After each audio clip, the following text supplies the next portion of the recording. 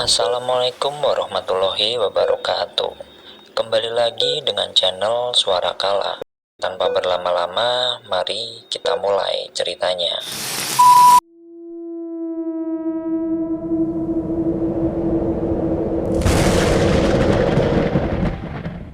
Farah memalingkan kepalanya. Ia bisa melihat sorot mata ketakutan di wajah sahabatnya itu. Tetapi mau tidak mau ia harus menyelesaikan semuanya. Rambung Kendo, selesaikan dok, ucap Nyisari yang sudah berdiri di sampingnya. Farah menoleh ke arah dedemit perempuan itu, mengangguk dan mulai berjalan ke arah para pemanggul keranda.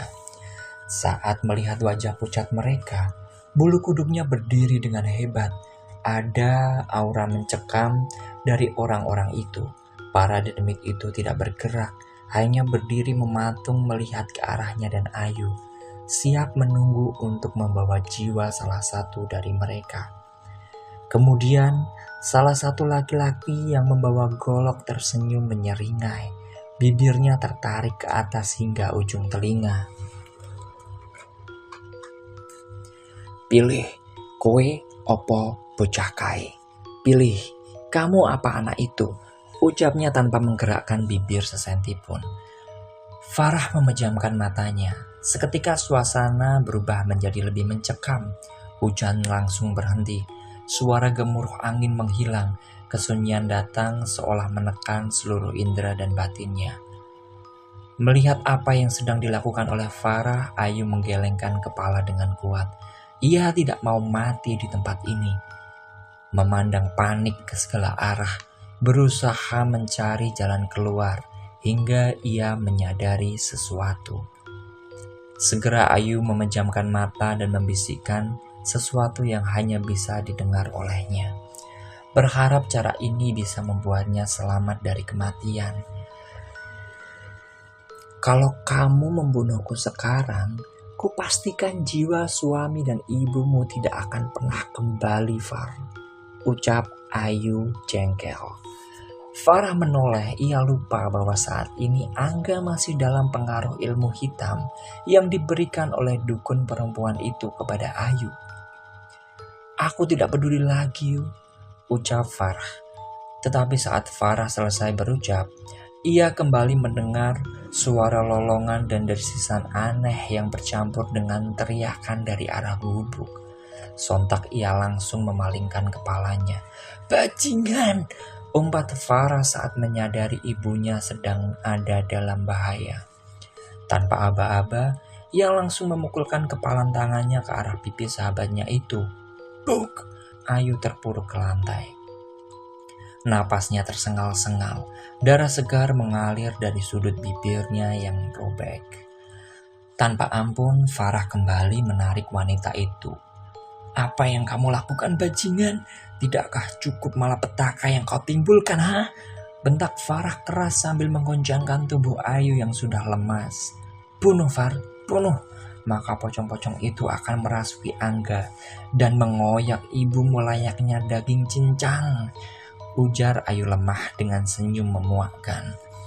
Jengkel, Farah langsung mendorong keras tubuh Ayu. Suara teriakan Bunur kembali menggema. Panik, Farah menoleh ke arah Nyisari, mencoba meminta bantuan. Tetapi sepertinya dedemit wanita itu tidak memperdulikan permintaannya. Nyi, tolong, kata Farah. Selesaikan dok, kamu atau dia, kata Nyisari tanpa membuka mulut sama sekali.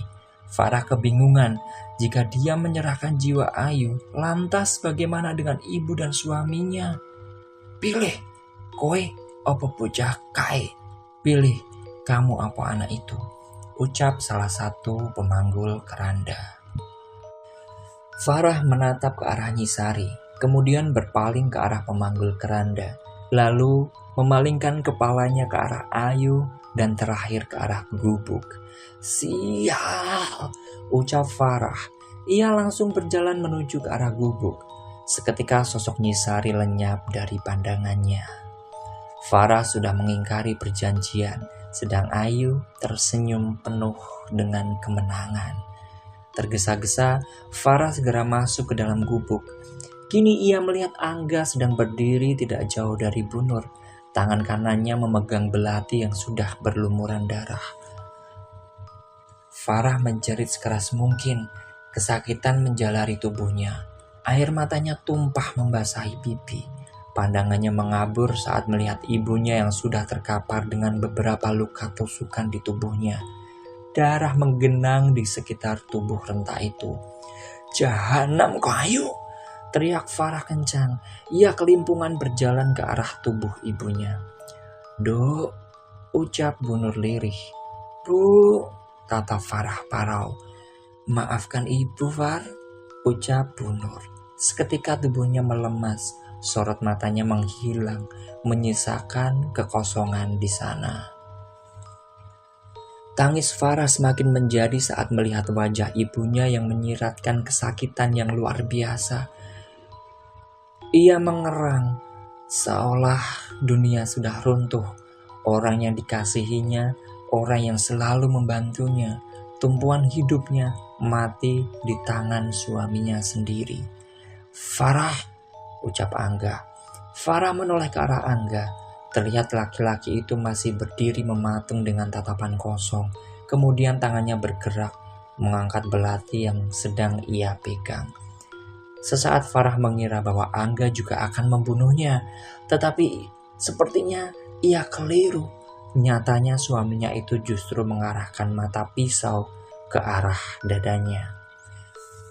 Farah hanya punya beberapa waktu, sepersekian detik untuk memutuskan. Tanpa membuang-buang waktu, segera ia melompat ke arah Angga. Buk! Tubuh keduanya terjatuh ke lantai. "Sadar, Mas, sadar!" ucap Farah sambil menampar pipi Angga sekuat tenaga, berharap suaminya segera tersadar. Namun percuma, seolah jiwa Angga sudah terbelenggu oleh kegelapan. Ia tidak merespon apapun yang dilakukan oleh Farah, justru malah sekarang ia mendorong istrinya hingga terpuruk ke lantai. Angga mengerjap, ia langsung berdiri menuju ke arah Farah. Laki-laki itu mengangkat tangannya dan menghantamkan pukulannya tepat ke arah wajah Farah. "Di mana istriku? Wanita jalang!" ucap Angga melotot. Air liurnya berhamburan. Ia mengira bahwa sosok Farah adalah Ayu. "Di mana istriku? Jawab!" ucap Angga sekali lagi. "Mas, aku Farah," kata Farah lemah. "Di mana istriku?" tanya Angga sekali lagi sambil menghujamkan pukulannya ke arah Farah. Napas Farah sudah tersengal-sengal, energinya sudah habis. Ia sudah tidak punya tenaga lagi. Bahkan saat melihat laki-laki itu kembali berdiri dan mengambil belati yang terlempar, ia hanya bisa mengerang lemah sambil menyebut nama Angga berulang kali. "Mas, tolong, sadar," kata Farah mencoba kembali menyadarkan Angga saat suaminya kembali berjalan ke arahnya. Tidak menggubris ucapan Farah, Angga terus berjalan dengan tangan menggenggam belati dengan kuat. Farah mencoba untuk berdiri, menjauh dari Angga yang sedang dirasuki oleh demit peliharaan Ayu. Kini jarak mereka hanya tinggal selangkah. Farah sudah pasrah. Jika ini adalah akhir hidupnya, setidaknya ia sudah berusaha untuk tetap menjadi istri yang menyelamatkan suaminya dari godaan setan terkutuk.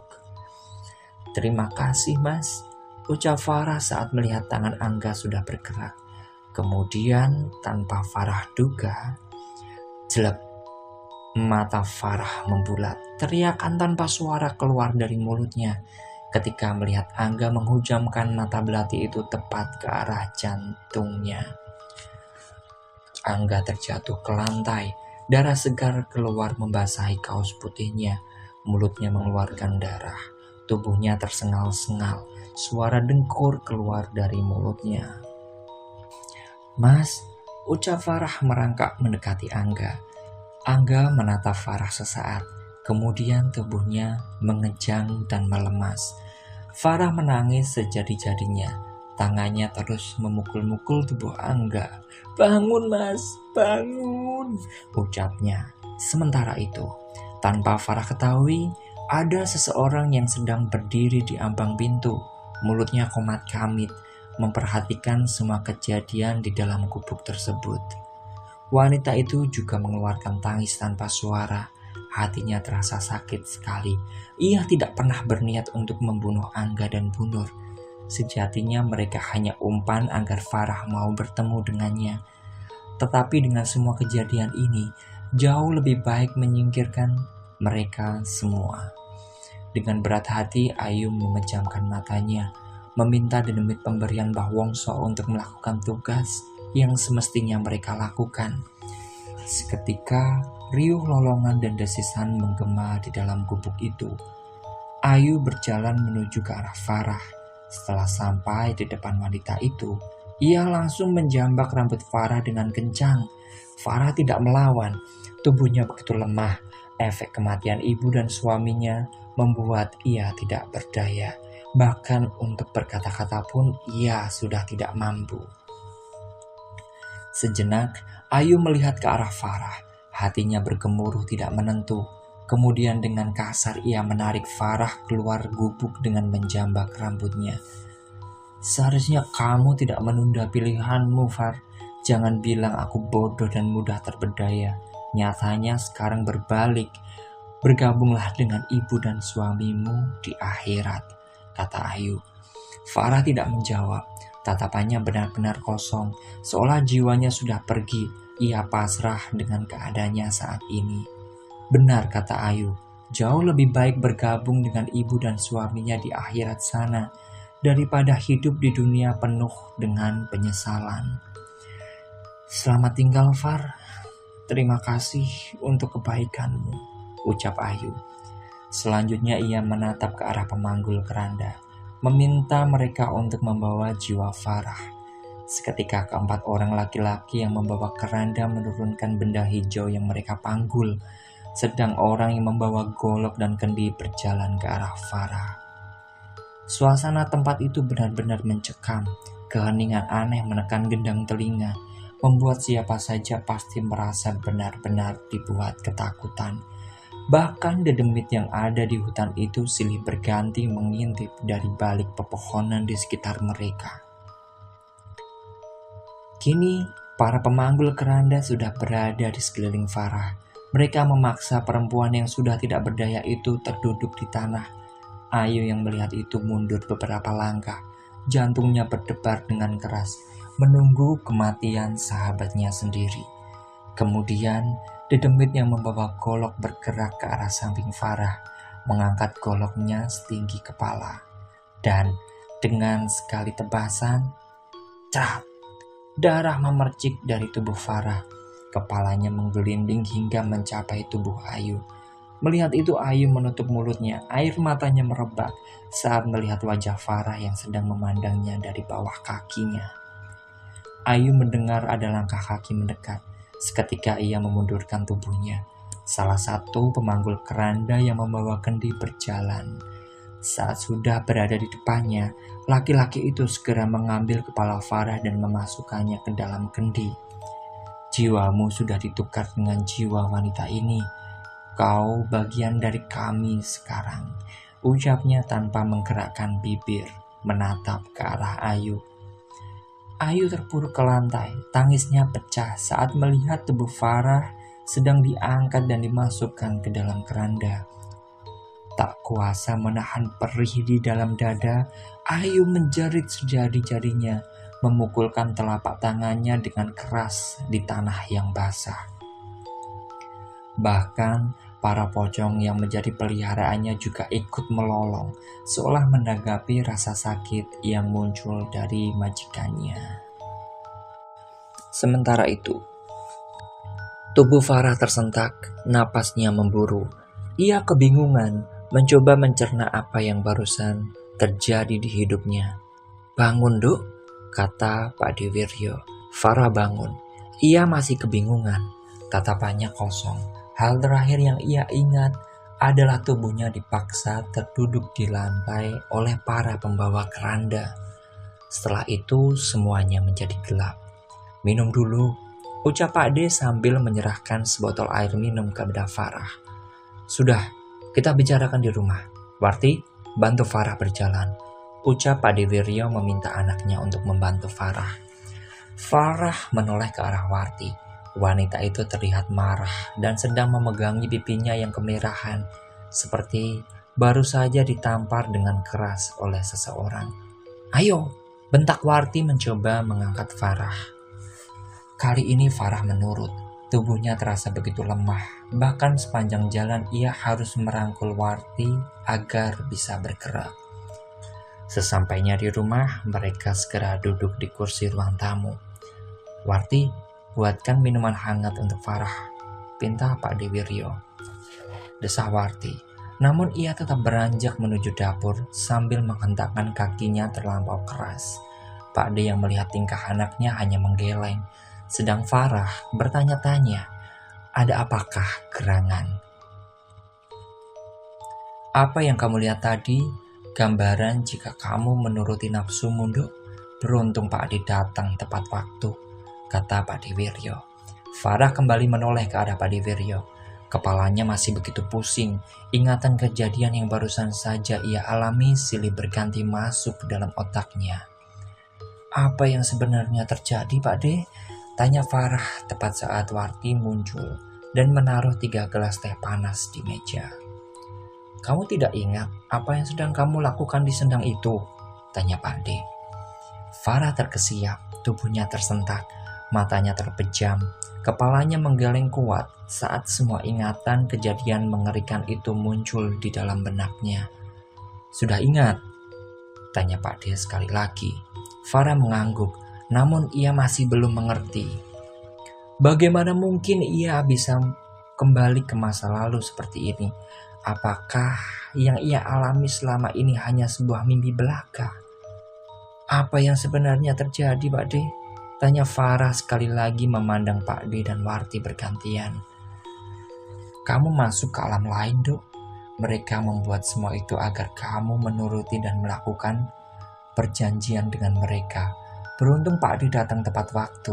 Kalau tidak, semuanya bisa terlambat.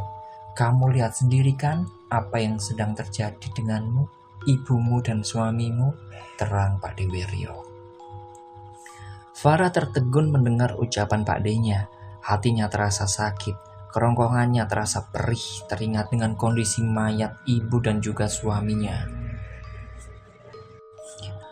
"Farah," panggil Pak Dewiryo saat mendapati keponakannya itu tertunduk, tubuhnya berguncang, air mata menetes membasahi bahannya. "Apa yang harus Farah lakukan, Pak D?" tanya Farah parau. "Maafkanlah semua perbuatan teman dan suamimu itu. Kamu sudah melihat sendiri kebenaran dari semua ini. Kita masih bisa menyelesaikan semuanya. Tapi jika kamu memilih untuk menyudahinya, biarkan saja mereka memilih jalannya sendiri," jawab Pak Dewiryo. Farah kembali memandang Pak D-nya. Bola mata tua itu mirip sekali dengan kepunyaan mendiang ayahnya. Sekali lagi Farah hanya bisa tertunduk, tangannya terkepal kuat menahan rasa sakit yang muncul di dalam hatinya. "Sakit, Pak D, sakit," ucap Farah sesenggukan. Terasa sebuah rangkulan, sejenak Farah mengira itu adalah tangan Pak D-nya. Tetapi ia menyadari bahwa Wartilah yang sedang memeluknya. Tanpa ia duga, wanita itu juga sedang menangis. "Maafkan aku karena hampir saja membuatmu cilaka. Maafkan aku, jangan kau jadikan dirimu seperti diriku ini. Maafkan mereka, Far, jangan kau padamkan api dengan api," ucap Warti pelan sambil memeluk Farah erat. "Tapi mereka sudah mengkhianatiku, War. Wanita itu membuat hancur hidupku, War. Terlebih dia sahabatku sendiri.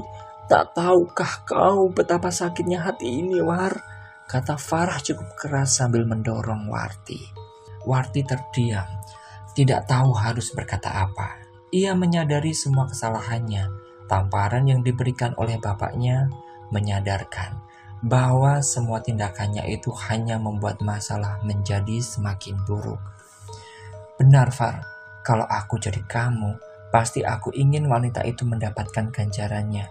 Tetapi tamparan yang diberikan oleh bapak membuatku sadar kalau rasa sakit tidak bisa Tidak bisa disembuhkan dengan rasa sakit juga, kata Warti pelan, memandang lurus ke arah bola mata Farah. Cukup, ucap Pak Dewiryo. Sontak Farah dan Warti menoleh ke arah laki-laki tua yang ternyata sedang memperhatikan mereka dengan ekspresi geli di wajahnya. Kenapa, Pak? Ucap Warti jengkel.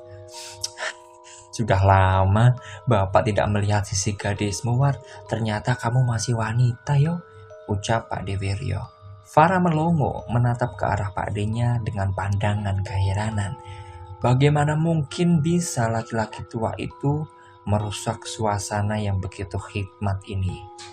Sudah, mau mendapat izinmu atau tidak, Pak D akan tetap menolong ibu dan suamimu. Wanita itu kalau dibiarkan akan semakin menjadi. Mau memaafkan atau tidak, ya terserah kamu saja, Landuk, ucap Pak Dewiryo sambil berdiri dan melangkah masuk menuju ke arah kamarnya. Dasar orang tua perusak suasana, ucap Warti. Sementara itu, pagi sudah menjelang, suara kokok ayam saling bersahutan. Semalaman Farah dan Warti begadang, saling bertukar cerita satu sama lain tentang kondisi yang Farah alami. Tahu tidak, Far? Tapi memang wanita itu perlu kita beri pelajaran deh, ucap Warti yang secara ajaib berubah menjadi wanita yang sedikit bawel. Duk, jangan mancing masalah, ucap Pak D yang sedang duduk di meja makan sambil menikmati secangkir kopi dan rokok. Ya bukan begitu, Pak. Tapi kan Bapak lihat sendiri kalau si Ayu itu memang tidak tahu diri. Sudah ditolong oleh keluarga Farah, malah bikin masalah. Memangnya tidak ada laki-laki lain di dunia ini? Tanya Warti sambil membalikkan tempe yang sedang ia goreng. Lah, apa bedanya sama kamu, War? Bukannya kamu juga sama saja? Ingat toh, saat Jaka memilih gendis? Tanya Pak Dewiryo. Warti tidak menjawab ucapan bapaknya. Terlihat mulutnya cemberut sambil membolak-balikan tempe di atas wajan dengan tenaga ekstra. Farah yang melihat itu hanya tergigit geli. Semalam dia sudah memutuskan untuk tidak hidup dalam kebencian. Semua sudah ia ikhlaskan. Apapun yang akan terjadi, biarlah Tuhan yang menentukan. Tugasnya saat ini hanya menyadarkan teman dan menolong suaminya. Kita berangkat jam berapa, Pak D? Tanya Farah saat meletakkan sepiring tempe di meja makan. Setelah sarapan, sekalian aku ingin mampir ke makam adikku ya, ucap Pak D. Farah spontan menundukkan kepalanya, merasa bersalah tidak memberikan kabar tentang kematian ayahnya. Loh, kenapa, Nduk? Tanya Pak Dewiryo. Maaf Pak D, karena keluarga Farah sudah mengucilkan Pak D, kata Farah lirih. Wes, sudah, jangan dibahas lagi. Aku sudah lupa dengan semua itu. Yang terpenting sekarang kita sarapan. Pak D sudah bosan sama masakan Warti yang selalu keasinan itu, ucap Pak Dewiryo. Farah yang mendengar itu bukannya duduk, tetapi berjalan ke arah laki-laki tua itu dan segera memeluknya. Terima kasih Pak D, ucap Farah. Pak D tidak menjawab, senyumnya mengembang. Wes, sudah ayo sarapan, nanti Warti minta dipeluk juga. Males Pak D kalau dipeluk Warti, badannya itu loh bau kecut, ucap Pak D. Halah Pak, jangan main hakim sendiri dong, ucap Warti pura-pura jengkel. Farah terkikik geli melihat tingkah kedua orang itu. Akhirnya mereka bertiga melewatkan sarapan dengan senda gurau. Hal yang sepertinya sudah lama sekali hilang di hidup Farah. Sementara itu, beberapa jam sudah mereka menembus jalanan menuju ke rumah Farah yang berada di kota. Farah lebih banyak diam, berusaha untuk menguatkan mentalnya jika harus melihat kemesraan yang dilakukan oleh Angga dan Ayu. Kuat Far, kamu kuat, ucap Farah menguatkan dirinya sendiri. Beberapa waktu kemudian mobil yang dikendarai oleh Pak Dewiryo sudah masuk ke dalam kompleks perumahan yang Farah tinggali. Kamu tunggu di mobil saja, Nduk, biar Warti yang mencoba untuk mengambil bungkusan yang ditanam oleh temanmu itu, ucap Pak Dewiryo. Bagaimana caranya? Tanya Farah penasaran. Sudah, memangnya yang punya ilmu sirap cuma dia. Aku juga bisa loh, ucap Warti. Farah mengangguk mengiyakan. Ia mempercayakan sepenuhnya kepada Pak Dewiryo dan Warti. Ingat, War, jangan keterlaluan. Kamu di sini untuk mengambil bungkusan yang ditanam oleh Ayu, ucap Pak Dewiryo saat mendapati ekspresi wajah anaknya itu. Warti tersenyum jahil. Sedikit pelajaran untuk pemanasan tidak masalah toh, Pak? Tanya Warti. Pak D seperti mempertimbangkan sesuatu. Kemudian ia mengangguk, sedang Farah kebingungan dengan apa yang akan dilakukan oleh kedua orang ini. Kini Warti sudah keluar mobil. Farah melihat wanita itu berjalan ke arah rumahnya. Tanpa ragu, sepupunya itu segera memanggil nama suaminya. Sementara itu, Warti berjalan, tatapannya mengarah ke sekitaran, melihat jika ada dedemit atau sesuatu yang menghalangi rumah milik Farah. Aneh, ucap Warti kebingungan saat ia tidak merasakan apapun yang aneh di tempat itu. Seharusnya bungkusan yang diceritakan oleh Farah dan bapaknya memiliki energi negatif yang bisa ia rasakan. Kini ia sudah berada tepat di depan rumah Farah. Beberapa kali ia memanggil nama Angga, tetapi tidak ada sahutan sama sekali. Penasaran, Warti nekat membuka pintu gerbang. Seketika saat kakinya melangkah masuk, bulu kuduknya meremang hebat. Hatinya terasa tertekan, seolah ada benda padat yang menghimpitnya. Astaga, apa yang sudah dilakukan oleh wanita itu? Ucapnya pelan saat mendapati energi negatif yang begitu besar. Warti terus melangkah, tidak mengindahkan apa yang ia rasakan. Tujuannya saat ini adalah mengambil bungkusan yang sudah ditanam di rumah itu. Warti kembali mencoba memastikan sekali lagi keberadaan Angga atau Ayu, dengan mengetuk pintu dan memanggil nama Angga berulang kali. Namun sama saja, tidak ada jawaban sama sekali. Merasa bahwa rumah Farah kosong, segera Warti melihat sekeliling. Kemudian berjalan ke arah taman, mencari-cari tempat yang sekiranya ideal untuk menguburkan benda keparat itu. Hingga ia melihat ada salah satu pot yang sengaja diseret dari tempatnya. Curiga, Warti segera melangkah dan memperhatikan dengan seksama. Kemudian bibirnya tersenyum. Benar, ada tanah yang baru saja digali di bawah pot bunga. Menoleh ke belakang untuk memastikan tidak ada orang, Warti segera menggali tempat tersebut. Jantungnya berdebar cepat. Ia benar-benar diburu waktu. Secepat mungkin ia harus mengambil bungkusan itu sebelum Ayu melihatnya. Jika semua itu terjadi, maka rencana yang sudah ia siapkan tidak berguna sama sekali. Srek! Terdengar suara langkah kaki dari dalam rumah. Seketika Warti terdiam, kepalanya menoleh mendengarkan dengan seksama. Tetapi suara itu tak kunjung muncul lagi. Benar dugaannya, pasti ada yang tidak beres. Lantas, tanpa pikir panjang, ia langsung mengambil bungkusan itu. Warti lupa dengan pesan yang diberikan oleh bapaknya, bahwa ia harus menetralisir energi dari benda itu sebelum menyentuhnya. Seketika tubuh Warti tersentak, pandangannya mengabur, suara-suara di sekelilingnya menghilang, kesunyian menusuk indera pendengarannya. Kaget, Warti langsung berdiri. Tangannya masih memegangi bungkusan kumal itu. Namun tubuhnya terpaku saat mendengar segerombolan orang tengah mendekat ke arahnya. Warti memundurkan tubuhnya. Dadanya naik turun, takut. Mereka adalah warga yang mengira dirinya adalah maling. Namun saat suara itu mendekat, betapa terkejutnya Warti. Kini ia melihat 6 orang sedang berjalan di depan rumah Farah.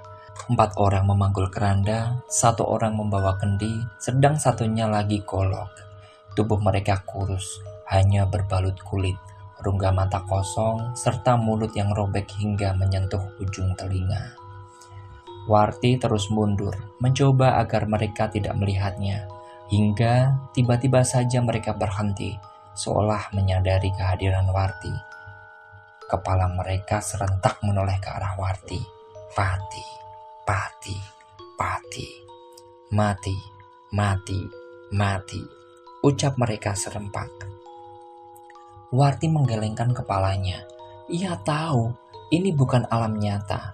Berulang kali ia mencoba merapalkan mantra yang diajarkan oleh bapaknya. Tetapi sama saja, sosok pemanggul keranda itu tetap berdiri memandangnya. Justru malah sosok laki-laki yang membawa kendi berjalan ke arah Warti. Panik, Warti mencoba mencari jalan keluar. Tapi kakinya seolah tidak mau diajak bekerja sama. Dedemit laki-laki itu semakin cepat. Tiba-tiba saja, dia sudah berada beberapa meter di depan Warti. Lantas, ia menurunkan kendinya dan memasukkan tangan pucatnya ke dalam kendi tersebut. Tersenyum, sosok laki-laki itu menarik pelan benda yang ada di dalam kendi. Bagai roll film yang diputar begitu lambat, dedemit itu menarik sebuah kepala, mulai dari ujung rambut hingga sebatas pangkal leher. Kemudian dedemit laki-laki tanpa mata itu tersenyum. Kepalanya meneleng pelan ke kiri dan kanan. Kini kepala yang sedang ia pegangi memutar pelan. Warti menjerit sejari-jarinya saat melihat benda itu adalah kepalanya sendiri, penuh dengan darah, lidahnya menjulur serta mata yang melotot. Sadar, ucap suara laki-laki membuat tubuh Warti tersentak kaget. Ia kebingungan melihat ke arah bapaknya dan langsung membuang bungkusan yang ia pegang. Bocah gemblung, wis diomongi ojo langsung didemok. Jangan payah. Bocah gemblung, sudah dikasih tahu jangan langsung dipegang, dasar payah. Tegur Pak Dewiryo sembari mengambil bungkusan yang Warti buang. Warti menggeleng. Ia tidak menyangka dengan apa yang dilihatnya barusan. Makanya rasa sok-sokan, makanya jangan sok, ucap Pak Dewiryo sembari menarik Warti keluar dari rumah Farah. Oke teman-teman, sekian kisah kali ini. Bagaimana menurut kalian? Silahkan komen di kolom komentar. Mohon maaf bila ada salah pengucapan atau ejaan yang kurang sesuai. Nantikan kelanjutannya hanya di channel Suara Kala. Assalamualaikum warahmatullahi wabarakatuh.